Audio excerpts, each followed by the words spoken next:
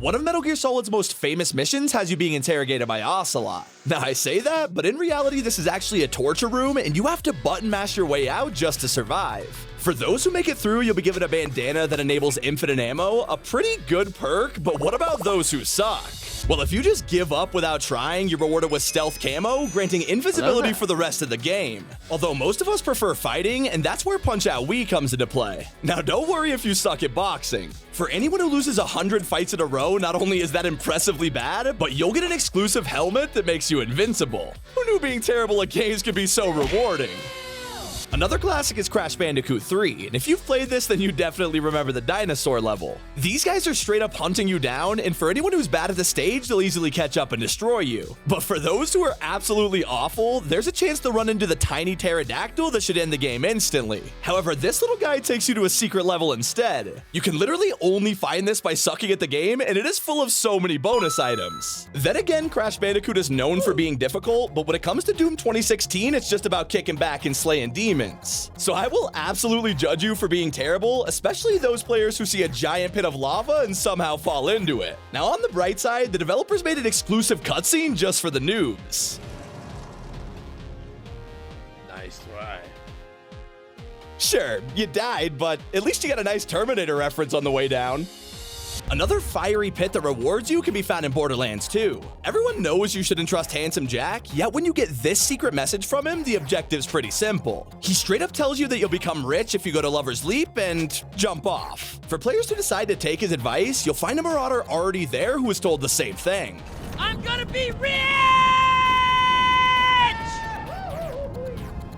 The game is now basically telling you, hey, don't jump. Look what just happened to that guy. Pretty much any smart player would walk away at this point, but any noob who takes the leap of faith is in for a massive reward. 12 Iridium, the best currency in the game.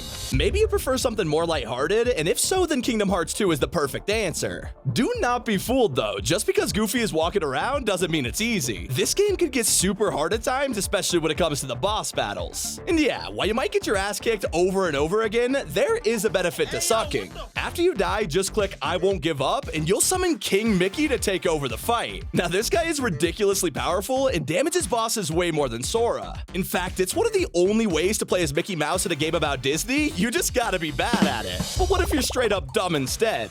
Now in the Fallout games, you get to choose your character's traits. Maybe you want to be strong or have a ton of charisma, yet one characteristic barely anyone touches is intelligence. Most of us would throw at least a couple points in here, but you'd have to be terrible to completely ignore this. You end up having a tiny IQ, and it seriously damages your playthrough. Not only do you get less skill points every time you level up, but some NPCs can't understand a word you're saying. Yeah, you basically lost your brain. Luckily, this can be a good thing too. If you're willing to look past all the downsides, you can easily recruit OP characters like Arcade Ganon just because he feels bad for you. Honestly, that's gotta be the most backhanded reward I've ever seen. Although one of my favorite benefits is back in Metal Gear Solid. There's a point in the game where you're captured and have to figure out an escape plan. Now, most players solve this puzzle pretty fast. You can just simply hide under the bed. But if you take forever to work out how to escape, the guard will run to the restroom and Otacon will sneak some ketchup into your room. Now, you're probably wondering how a condiment is gonna break you out of jail, but in a shocking twist, Snake lays on the ground and sprays it all over him to fake his own death. Immediately, the guard rushes in, now giving you an easy exit. Sure, hiding under the bed would have had the same effect, but sucking at the game gave a way cooler escape route. Now, I have no idea who is this bad at Crash Bandicoot 2, but in the first level, they make it as easy as possible to learn the game. And this includes the location of the main crystals that are basically right in front of you. If you somehow miss 3 of these, the developers will be so shocked that they'll hand you a passive-aggressive trophy. And that's not the only platformer to take pity on you. In Super Mario 3D World, if you're struggling real bad and get 5 deaths in a row, the devs will actually help you out. A white version of the Tanuki suit spawns for Mario, and this thing is seriously overpowered. You become entirely invincible for the rest of the level, letting you complete it with ease just for being horrible at the game. Now, when it comes to LA Noire, the whole point is for you to become the greatest detective in Los Angeles. You solve so many crimes that you get promoted through the ranks quickly, but what if you straight up suck at your job instead? By hitting innocents, destroying property, and just being an all-out criminal, you'll get penalties. If you're fined almost $50,000, you'll be labeled a public menace and even rewarded with an achievement.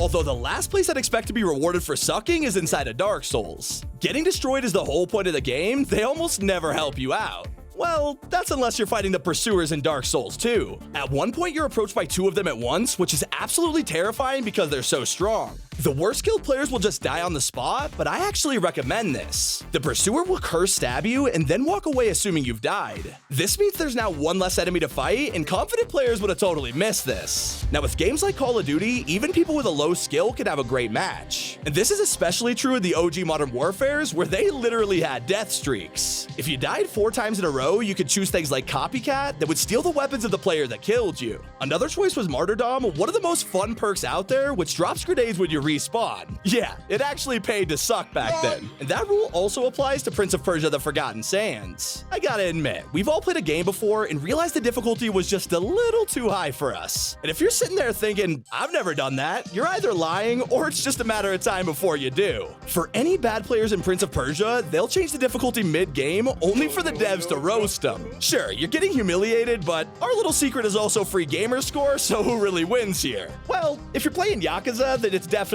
not gonna be you. During one of the bar fights, you have to hit QuickTime events, otherwise you'll begin to lose. Now, most of us would obviously want to avoid this, but if you suck, you've got no choice, you're probably gonna miss them. Except in this fight, getting defeated isn't all that bad.